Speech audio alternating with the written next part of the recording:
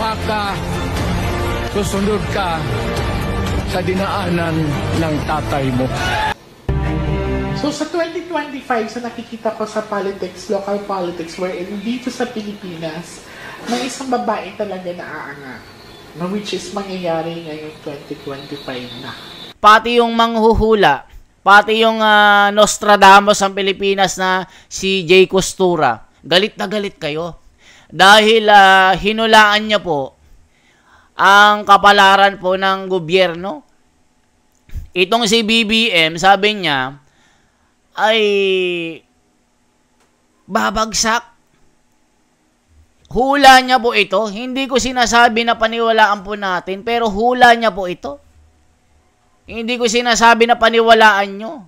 Na ayon sa kanyang mga pangitain, nakita niya na merong babaeng tataas. Na there is a change of government, the change of leadership. Yun yung sinabi niya. Tapos galit na galit kayo sa akin, naniniwala daw ako sa mga hula. Ang sabi ko, disclaimer, nasa iyo na kung maniniwala ka dito. Si Jay Costura na merong 2 million na followers, subscribers sa YouTube. Ang pinaniniwalaan ko po na hula ay yung nasa Biblia. Na magkakaroon ng digmaan, magkakaroon ng mga labanan ng mga kaharian. Labanan ng mga kaharian. Aalingaw-ngaw sa buong mundo. Magkakaroon ng taggutom. Magkakaroon ng mga kahirapan na hindi na mariresolba. Magkakaroon ng mga lindol. Magpapakita ang mga bulang propeta na akala mo lobo na lalapain ng mga tao para hindi maligtas.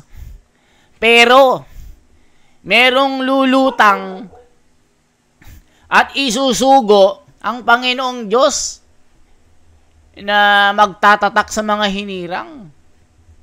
Yan ang aming pinaninindigan at pinaniniwalaan. Mga kababayan at mga kapatid, magandang umaga sa inyong lahat at meron po tayong breaking news ngayon. At meron tayong good news at bad news. Doon muna tayo sa good news mga kababayan. Grabe ito. Mananagot po itong mga umaresto kay Tatay Digong. Dahil po nakikitaan di umano ng paglabag sa karapatang pantao ni Tatay Digong. Dahil bigla-bigla na lang itong parang kinidnap o dinukot at dinala doon sa Netherlands upang litisin. Grabe. Ito po mga kababayan, naglabas po ang kataas-taasang hukuman ng isang show cause order. Babasahin po natin mga kababayan. Naglabas ang Korte Suprema ngayong Huwebes, Marso 13 ng isang show cause order na nag-uubliga sa ilang matataas opisyal ng Administrasyong Marcos na magpaliwanag sa loob ng 24 oras kung bakit hindi dapat maglabas ng writ of habeas corpus upang maibalik si dating Pangulong Rodrigo Roa Duterte sa bansa. Grabe na ito mga kababayan. Mukhang mananagot ang mga humuli kay Tatay Digong. Kasi dito nakikita po ng mga mahuhusay sa bansa na talagang nilabag nila ang karapatan ni Tatay Digong bilang isang Pilipino. Talagang parang ibinigay nila sa banyaga ito. Parang lumalabas po na ang ating bansa ay walang umiiral na judicial system o yung bansa natin ay walang batas. Hindi natin kayang resolbahin ang ating problema.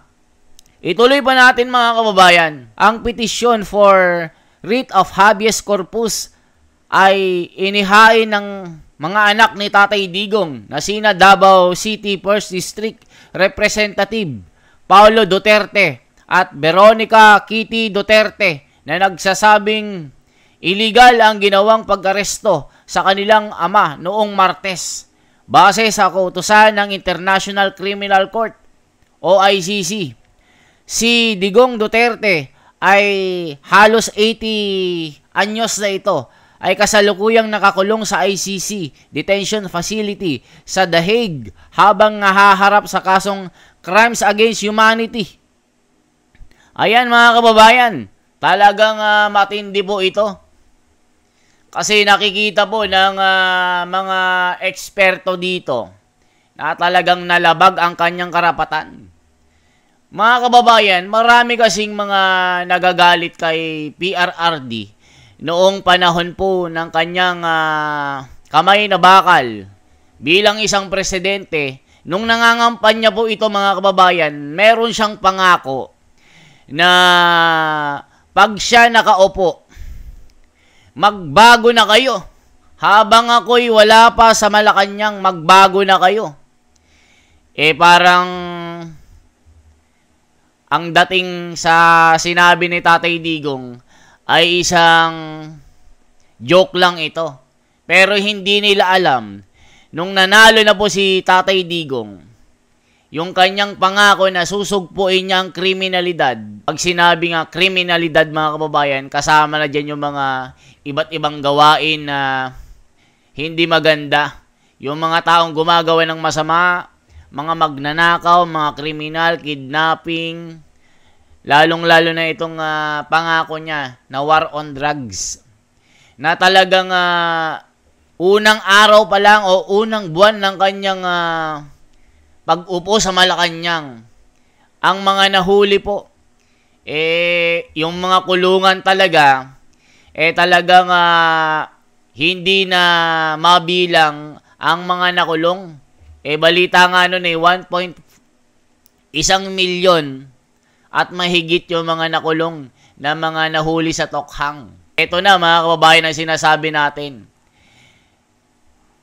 Yung sinasabi po at yung mensahe po ng pamamahala, yung naganap na rally po noong January 13.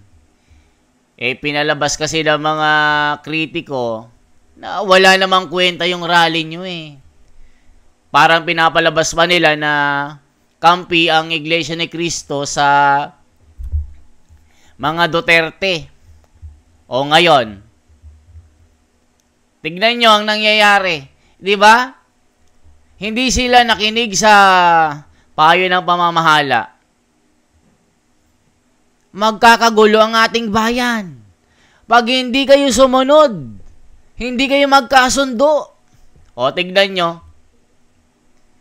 Nag-away na. Kung ano-ano lang mga nangyayari sa bansa natin. Ngayon, alam nyo ba, dahil sa busy ang mga otoridad, merong biktima ng rape doon sa Boracay ngayon na isang babae na taga-Slovakia. Slovakia, ibig sabihin, taga-Slovakian.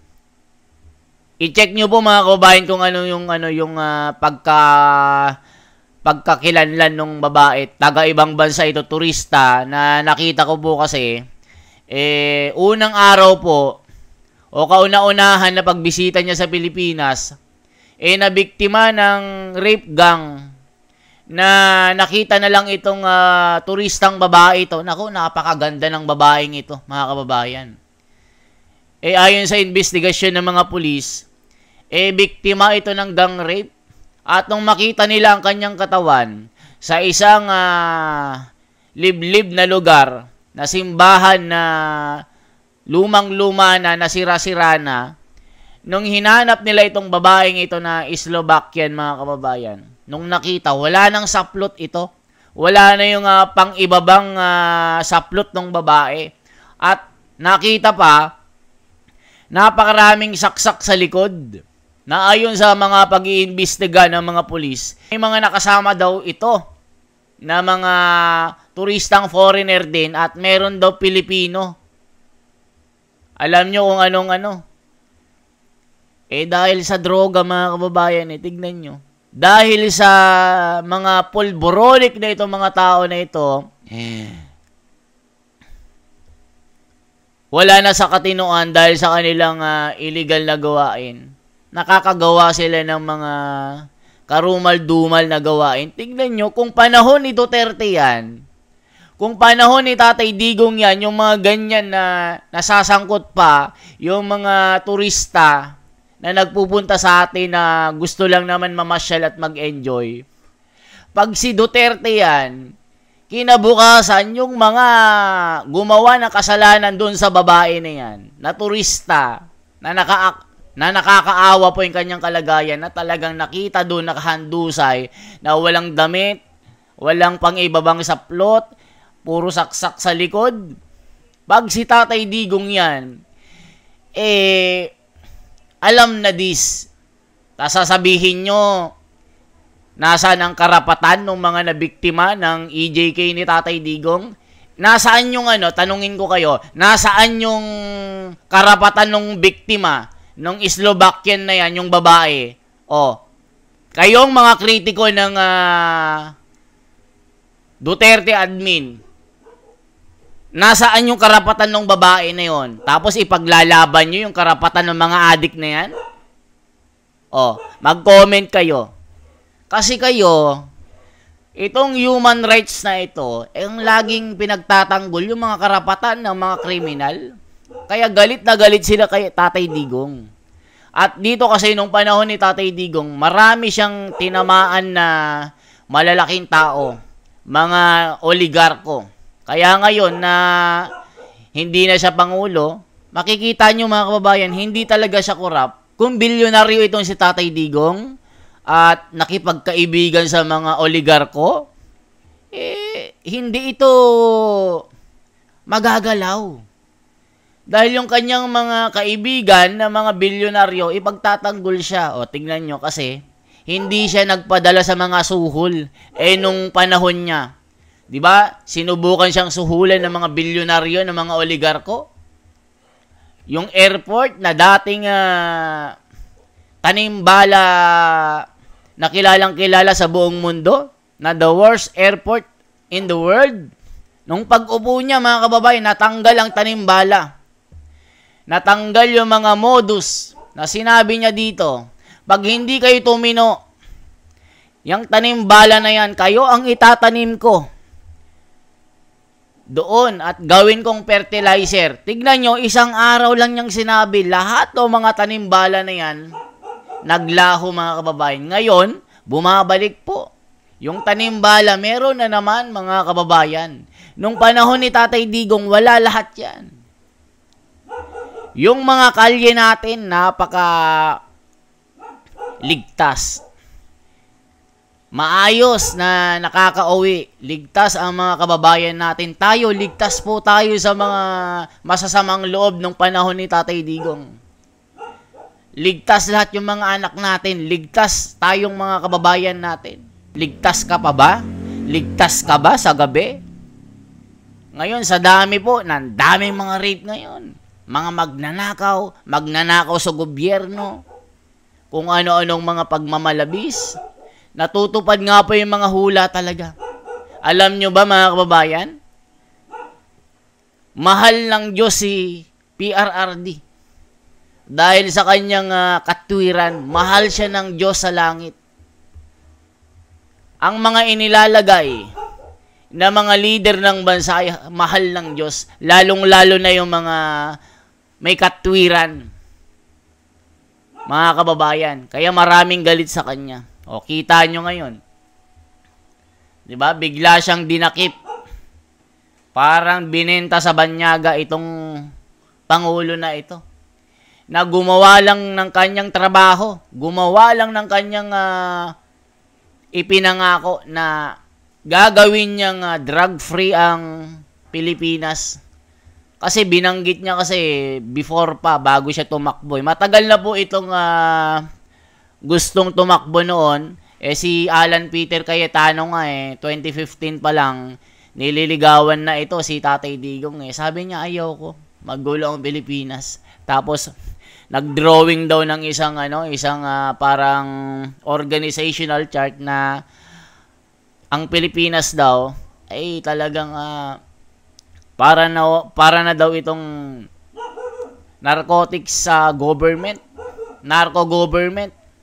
Kaya makikita nyo mga kababayan, nung inilahad niya yon, nagulat si Alan Peter Cayetano. Kaya ngayon, parang gusto din na ipahuli itong si Alan Peter Cayetano dahil po kumakampi kay Tatay Digong. Si Bato na naging Chief of Police ay kasunod din na bibigyan ng warrant of arrest ng ICC na sasamahan niya itong si Tatay Digong doon. Pati yung isang general na na si Agbayalde, kung hindi ako nagkakamali, i-correct niyo po ako. Isa-isa na pong ipapa-arresto ang mga ito, mga kababayan. Tignan nyo po, mga kababayan, ang nangyayari sa ating bayan. Yung mga nangyayaring kaguluhan ngayon, yan po ang mensahe ng ginawang rally po ng Iglesia ni Cristo. Kung sumunod lamang itong gobyerno na ito, yung mga mambabatas na yan, na wag nang ituloy itong impeachment na ito tungkol kay BP Sara, gusto nilang patalsikin sa posisyon. Hindi nila sinunod. Anong nangyari ngayon? Sige, mag-comment kayo mga basher na yan. Tapos sasabihin nyo na naman, dinidikit ko na naman ang Iglesia ni Cristo. Yung mga sinasabi ko dito, totoo. Kung hindi nyo po, kung sinunod nyo ang payo ng pamamahala, na magkaayos kayo, gawin na yung mga nararapat na dapat gawin para maging maayos ang ating gobyerno, para mapaganda ang pamumuhay ng ating mga kababayan, lalong-lalo na po yung mga kababayan natin na naghihirap, na nasa laylayan, na isang kahig, isang tuka. O tignan nyo ngayon, ang mamahal na mga bilihin, sobra-sobra na po. Dati po yung LRT, nung panahon ni Tatay Digong, MRT, libre ang sakay. Ilang buwan po yan? 3 buwan, 4 na buwan yata ni libre. Ngayon, magtataas pa ng presyo ng pamasahe sa jeep. Magtataas na rin ng mga pamasahe. O tignan nyo mga kababayan. History sa Pilipinas na isang pangulo ay lilitisin ng mga banyaga na tila nawalan ito ng karapatan. Yung deprivation of liberty. No person shall be deprived of life, liberty, or property without the due process of law, nor shall be denied the equal protection of the laws. Alam niyo mga kababayan, dito lang ako bumilib kay Alan Peter Cayetano na nangako ng 10,000. Itong si Alan Peter Cayetano, ginamit niya ang kanyang kaalaman para pag-aralan itong pag-aresto kay Tatay Digong. Itong si Alan Peter Cayetano ay isa itong magaling na abogado na talagang mahusay magsalita. May alam sa batas. Ayon sa kanya mga kababayan, illegal talaga itong ginawang pag-aresto kay Tatay Digong na nalabag ang kanyang karapatan. O kayo ba? Sabi niya, inutos lang ng Banyaga or ICC na may kaso si Tatay Digong, biglang ipapahuli agad at biglang bibit-bitin sa eroplano na wala nang usap-usap, ganyan-ganyan, basta isampa na lang. Yung kanyang mga sinabi, totoo yan mga kababayan. Kumbaga, bakit hindi man lang pinag-usapan sa Korte Suprema? Bakit hindi mo nanilitis dito sa atin? Bakit hindi mo nanilitis itong si Tatay Digong dito sa Pilipinas? Meron tayong hukuman. Bakit bigla-bigla na lang na inaresto si Tatay Digong? Nasaan yung karapatan niya doon? Sabihin na natin may kasalanan si Tatay Digong. Nung panahon niya, wala daw due process of law. Alam niyo mga kababayan, ang batas si Tatay Digong, yung kanyang mga salita, ay wika po na naiintindihan ng mga kriminal. Pag sinabi niyang tumigil ka, pag hindi ka tumigil, kinabukasan, matatakpan ka ng dyaryo. Hindi ka masisikatan ng araw. Yun po ang mga lingwahe na naiintindihan ng mga kriminal. Ngayon, manghuli ka, babakla-bakla ka na manghuli? Paano pag ikaw yung nadali? Yung mga pulis na mga nadali ng mga kriminal. Yung mga nadali ng mga kriminal, yung mga inosente na pinasok ang bahay, yung mga ni-rape na mga drug addict, mga pulboronic, addictus, benedictus, yung mga masasamang loob. Pag umuwi ka ng bahay, safe ka ba ngayon? I-try nyo po. I-try nyo po sa mga iskinita dyan. Tignan nyo ngayon, kahit tanghaling tapat pinapasok yung mga bahay ng mga drug addict Ngayon, kita nyo, kahit mga vlogger, ang daming addict gumagawa ng content, naggaganon sila. Takot ba sila sa batas? Hindi, mga kababayan. Ang dami na gumagawa ng ganyan. Nung panahon ni Tatay Digong, wala kayong makitang mga ganyan. Kahit magbiro ka, magbiro lang. Talagang tatamaan ka. Ngayon, hindi sila natatakot. Tapos sasabihin nyo, pagmamalabis ang ginawa ni Tatay Digong. Pati yung manghuhula, pati yung Nostradamus ng Pilipinas na si Jay Costura, galit na galit kayo. Dahil hinulaan niya po ang kapalaran po ng gobyerno. Itong si BBM, sabi niya, ay babagsak. Hula niya po ito. Hindi ko sinasabi na paniwalaan po natin, pero hula niya po ito. Hindi ko sinasabi na paniwalaan nyo. Na ayon sa kanyang mga pangitain, nakita niya na merong babaeng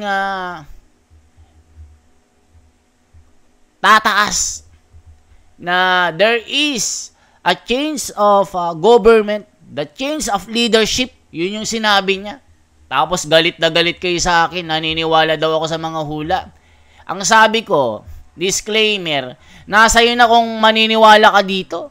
Si Jay Costura na merong 2 million na followers, subscribers sa YouTube. Ang pinaniniwalaan ko po na hula ay yung nasa Biblia. Na magkakaroon ng digmaan, magkakaroon ng mga labanan ng mga kaharian. Labanan ng mga kaharian. Aalingaw-ngaw sa buong mundo. Magkakaroon ng taggutom.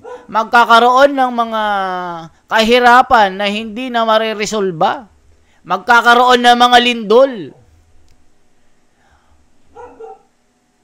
Magpapakita ang mga bulang propeta na akala mo lobo na lalapain ng mga tao para hindi maligtas. Pero, merong lulutang at isusugo ang Panginoong Diyos na magtatatak sa mga hinirang. Yan ang aming pinaninindigan at pinaniniwalaan na ang kapatid na Ka Felix Manalo ay sugo ng Diyos sa mga huling araw. Siya po ang nagtatag ng Iglesia ni Cristo dito sa Pilipinas na hinulaan ng Biblia na nung panahon ng mga panganay, panahon nila Abraham, nila Moses, merong ikatlong tatak na magsisimula sa malayong silangan. Merong isusugo ang Diyos para tatakan ang mga hinirang ng Diyos sa mga wakas ng lupa. Yan po ang hindi matanggap ng mga bumabati ko sa Iglesia ni Cristo. Yan ang pinaniniwalaan naming hula. Itong si Jay Costura, yung mga binanggit niya dyan, yung binanggit niya sa kanyang hula, nangyayari po. Ito ay galing sa Biblia din. Galing din sa Biblia ito mga kababayan, pero yung ilan doon, hindi pa nangyayari. Diba sabi niya doon, tataas yung rate ng mga rape. Tataas yung bilang ng mga sugarol. Tignan nyo, technology ngayon, high-tech ang sugal.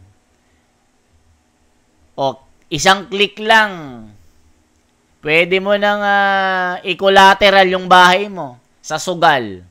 Mga bata nagsusugal. Kahit nagtatrabaho sa opisina, pwedeng magsugal. Sa sabong, pwede. O, di ba, yung mga application ngayon? O, kaya nga ako, hindi ako nagpo-promote ng sugal eh. Kahit offeran ako ng 300,000 to 500,000 na mga kumpanya ng online gambling, hindi ko tinatanggap. Alam nyo kung bakit? Yayaman ako dun ha. Yayaman ako, 500,000 naman ang bigay sa akin. Pero, hindi ko iniisip yon. Dahil iniisip ko yung mga taong masisira ang buhay dahil sa sugal na yan.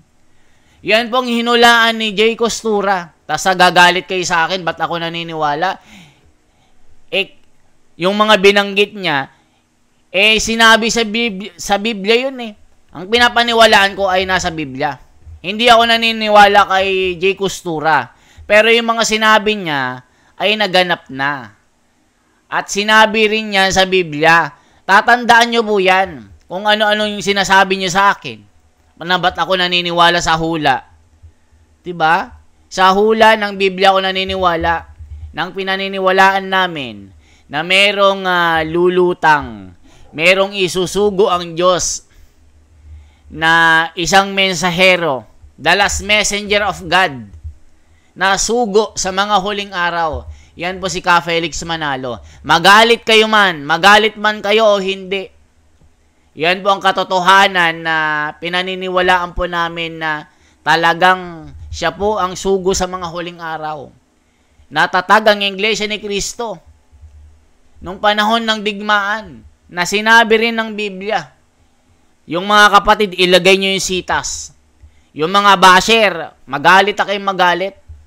Tapos sasabihin nyo, ba't ako naniniwala sa hula? Yan, sa Biblia ako naniniwala. O yung mga tampalasan. Akala nyo kayo yung mga matitino? Alam nyo mga kababayan, si Pangulong Duterte, mahal ng Diyos yan. Mahal ng Diyos yan kasi isipin nyo ha, inubos niya yung mga adik ng panahon niya. Mahal ng Diyos si Tatay Digong. Kahit sabihin yung Bargas. Tignan nyo mga kababayan, nung mga panahon ng mga panganay na mga lingkod ng Diyos, may mga leader noon na matatapang, na kagaya ni Tatay Digong, na merong mga talagang isinugong anghel para sabihan itong leader na ito, na gawin niya yung kanyang karapat-dapat para sa bayan niya. Ganyan din si Tatay Digong. Minahal ng Diyos ito si Tatay Digong, sa totoo lang. Kasi, may kasabihan na may plano ang Diyos sa mga mabubuti. May plano din ang demonyo sa mga masasama. Sana matandaan nyo po yan. So, ibig sabihin, si Tatay Digong, di ba, gusto niyang maging drug-free ang Pilipinas. O sino ba ang gusto ng kabutihan? Di ba sa langit? Ang Ama sa langit, ang Diyos natin. Di ba pag gagawa ka ng kabutihan, talagang gustong-gusto ng Diyos na magbagong buhay ka? Si Tatay Digong, gusto niyang magbago ang mga Pilipino, na iwasan ang mga ikasisira ng buhay. Sabi nga niya, masisira ang buhay mo kung hindi ka magbago.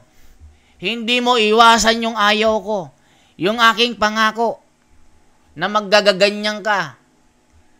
Pag hindi ka nagbago, pag ako nakaupo, pag upo ka ng Malacanang, unang araw pa lang, pag hindi ka nagbago, matatakpan ka ng dyaryo o makikita ka doon sa ilog. Ganon ang mga lingwahe ni Tatay Digong na naiintindihan ng mga kriminal. O ngayon, anong lingwahe ngayon? Anong lingwahe ngayon? Di ba? Ang tatapang ngayon. Tignan nyo po sa online, gumagamit sila. Di ba naaresto sila? Naaresto sila kasi gumamit sila. Pinakita sa online kung takot sila sa mga otoridad, hindi nila ipapakita yon. Kung takot sila, hindi sila takot, proud pa sila, okay lang yan. Ang dami nang gumagawa Nagaganon sila. kung kay Tatay Digong yan, yari na. Lalo pag lumaban ka. Kasi yung mga biktima ng EJK, lumaban sa mga otoridad.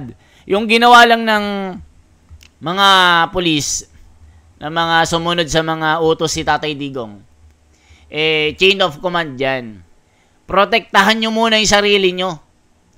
Paano pag lumaban yung yung criminal? Alanganin, nakatanga lang yung pulis, nakatanga yung sundalo. Sige. Mag-comment yung mga magagaling na na mga polboronic diyan. Mag-comment yung mga basher diyan. Kaya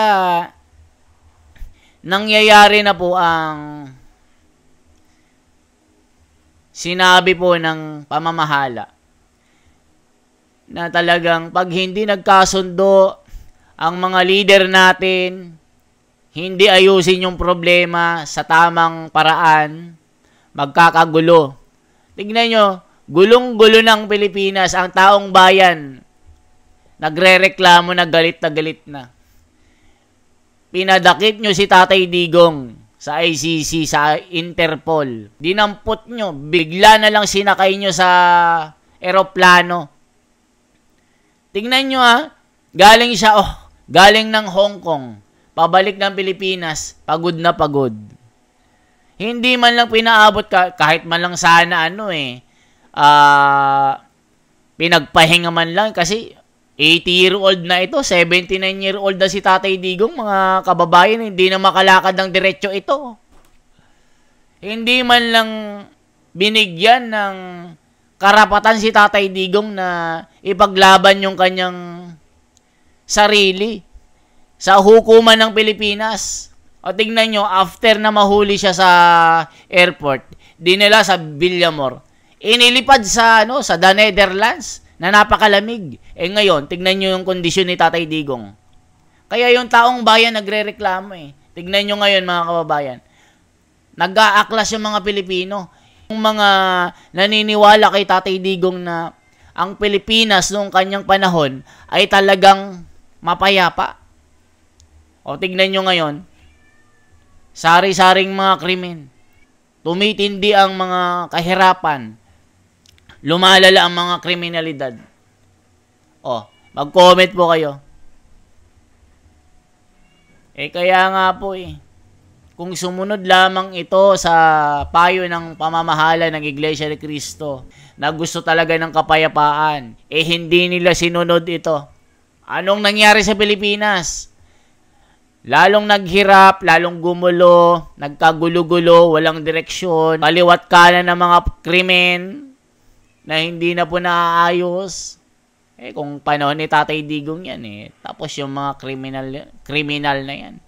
Ang lingwahe ni Tatay Digong, kung anong lingwahe ng kriminal, yun yung lingwahe ni Tatay Digong na takot yung mga kriminal. Sasabihin ng mga basher, may kasalanan kasi si Duterte. Pagdusahan niya yan. Deserve niya. May mga na-interview din ako ng mga estudyante diyan sa may Ermita.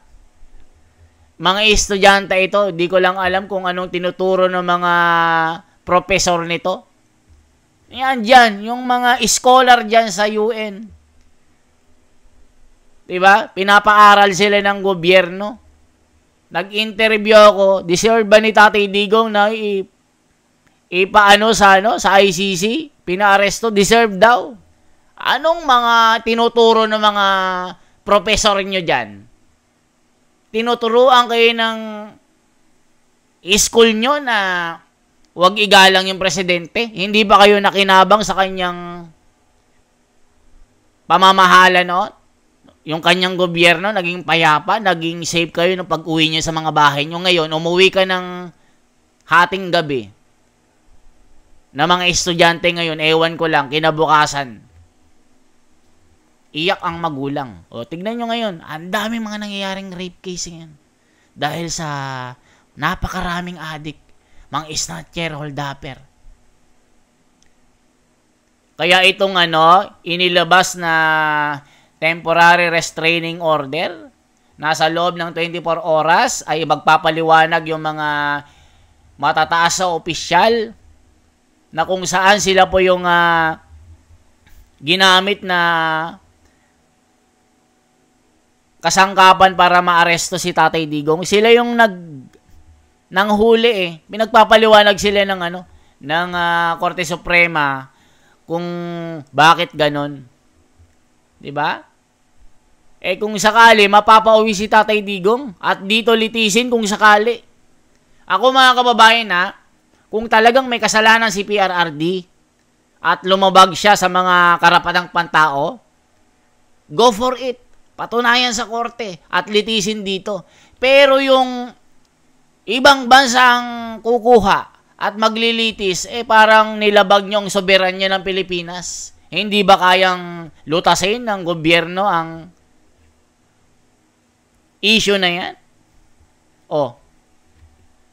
Sige, yung mga magagaling dyan, ipaliwanag nyo. Hindi ba kayang lutasin ng gobyerno ang sariling problema? Kailangan pa ng mga puti, ng mga kano na yan?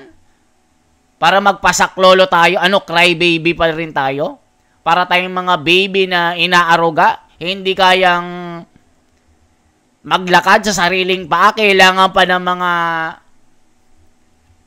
tulong ng ibang bansa? Kaya daw binigay sa ibang bansa ito kasi yung hindi na daw tutulungan ng Interpol, wala na raw matatanggap ang Pilipinas sa mga tulong pag hindi ibinigay si PRRD. Yung gobyerno takot na mawalan ng aid o ibig sabihin tulong galing ibang bansa. Takot na takot tignan mo. Sige. Wala pa lang kayong ibibigay na tulong. Eto na si PRRD sa inyo na. Yung tulong. Sige, amin na yung tulong. Parang binenta nyo ang dating Pangulo sa ibang bansa. Pasensya na po kayo mga kababayan. Gusto ko lang magsalita bilang isang Pilipino. Na sinasabi ko kung may kasalanan si Tatay Digong, dito ilitis, dito panagutin. At isa lang sa ating korte. Wag korte ng ibang bansa. Ay, Diyos ko Lord. Tignan nyo. Magkakaroon pa ba ng kapayapaan?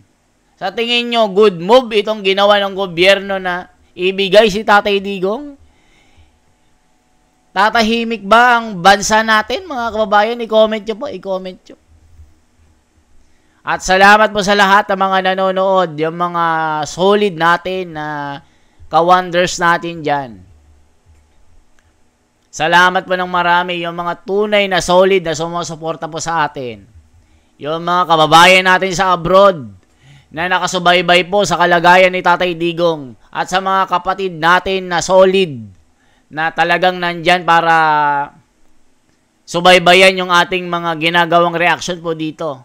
Mga kababayan, bilang isang Pilipino, tignan po natin kung talagang merong nalabag na karapatan dito ni Tatay Digong bilang isang Pangulo noon na talagang gumawa lang ng kanyang trabaho. Pinanindigan ang kanyang mga sinabi ng kanyang pagtakbo, yung kanyang mga plataforma. Ngayon, may mga plataforma ba mga ito? Walang mga plataforma. Mga tumatakbo ngayon. Ay, nako po, tanungin mo. Walang masabi, walang kaalam-alam. Tanungin niyo si Marcoleta, napakaraming mga sinasabi na batas. Marami siyang mga pangako. Yung iba, wala. Bigay-bigay ka na lang ng ayuda, 1K, 1K? Ganun na lang ba kababa ang tingin nyo sa mga Pilipino? Basta bigyan nyo ng ayuda, okay na lang? Kaya mga kababay, pipili tayo ngayon ng mga malulupit na mga leader, yung may kamay na bakal, hindi yung jacket.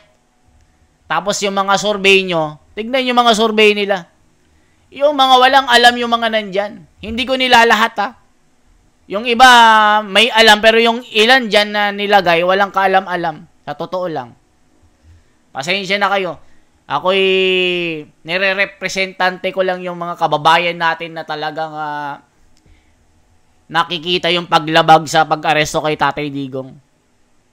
Kung sumunod lang kayo sa pamamahala, kung sumunod lang kayo sa bilin na mensahe ng rally ng Iglesia ni Cristo, hindi sana nagkaganito ang Pilipinas.